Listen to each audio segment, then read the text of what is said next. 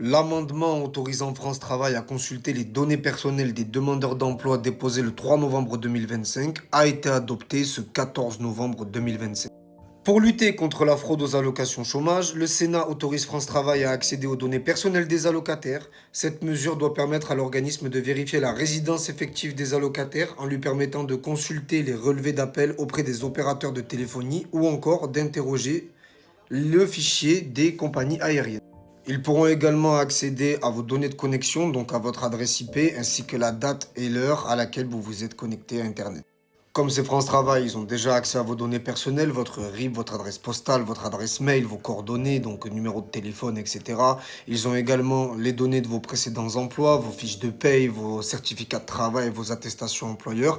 Et maintenant, ils auront en plus de ça vos relevés téléphoniques, le registre de vos trajets aériens ainsi que vos données de connexion. Cet amendement concerne les allocataires bénéficiaires de l'allocation de retour à l'emploi inscrits à France Travail. Donc ça peut être ceux qui ne travaillent pas, qui sont demandeurs d'emploi, ceux qui travaillent à temps partiel, ceux qui travaillent mais qui recherchent un autre travail, ceux qui sont créateurs d'entreprise, ceux qui sont intermittents du spectacle, ceux qui cherchent à s'expatrier.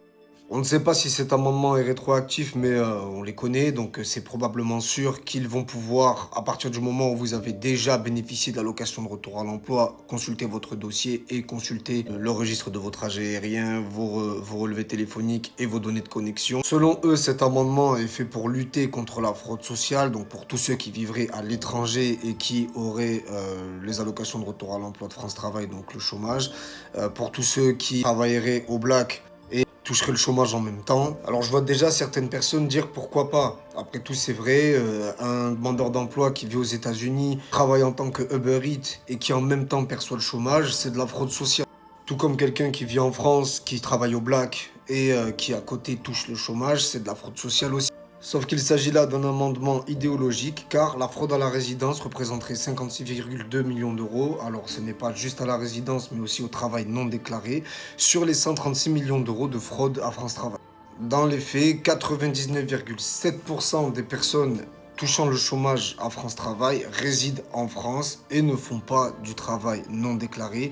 Donc cette mesure ne concerne que 0,3% de fraudeurs. C'est totalement sortir le bazooka pour tuer des mouches. Ils vont avoir les données personnelles de tous ceux qui sont soupçonnés de fraude à France Travail. Donc soupçonnés, ça peut être vous, ça peut être n'importe qui. À partir du moment où il y a un soupçon, ils vont pouvoir avoir accès à vos trajets aériens, vos données de connexion, vos relevés téléphoniques. Donc c'est clairement de l'espionnage, c'est de l'intrusion. Tout ça pour 0,3% de personnes.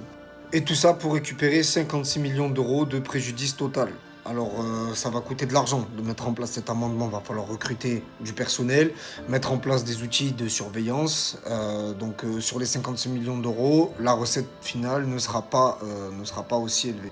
Le véritable problème de cet amendement, c'est que l'État a encore une fois décidé de taper sur les pauvres en se concentrant sur la fraude sociale qui n'est qu'une goutte d'eau dans l'océan. Ça représente environ 15,2 milliards d'euros contre 100 milliards d'euros à peu près de fraude fiscale. Donc elle vise encore une fois les personnes précaires, la classe populaire, la classe ouvrière. Et en parallèle, aucune mesure n'est décrétée pour les milliardaires, les multinationales, les grandes entreprises, les riches, les personnes aisées, ceux qui sont fortunés, les héritiers, qui fraudent fiscalement, font des magouilles, ont des comptes bancaires dans des paradis fiscaux. Aucune loi, aucune mesure, aucune sanction n'ont été prononcées contre ces ministres, ces maires qui ont détourné de l'argent public. Ils adoptent cette loi alors qu'au même moment, on nous a révélé qu'il y avait 10 milliards de TVA qui avaient disparu et aucune enquête. Pour conclure, c'est toujours pareil. C'est un amendement mis en place par un État corrompu, un État qui vise à essorer les classes populaires, les pauvres, les gens qui galèrent, les chômeurs. En France, il y a 6 millions de chômeurs pour 365 000 offres. Si tu sais faire une banale soustraction, tu comprends que la plupart des gens au chômage ne le sont pas par choix, ils le subissent. Si certains en sont résolus à travailler au black ou à s'expatrier à l'étranger, c'est peut-être parce que les taxes les étouffent, les impôts les étouffent, et ils ont réussi à essayer de contourner un peu le système pour se faire un peu d'argent, essayer de mieux vivre. En parallèle de ça, t'en as qui se gavent, qui se goinfrent et aucune mesure n'est mise en place, rien n'est fait. Et il y a toujours une masse de moutons qui continuent de défendre ces gens-là, qui continuent de défendre les riches. Je vous comprendrai jamais. Vous êtes perpétuellement en train de dire que Oui, si on commence à taxer les riches, si on commence à mettre des mesures en place, ils vont partir, mais qu'est-ce que ça peut vous foutre? Qu'est-ce que ça peut vous foutre? Vous êtes pauvres.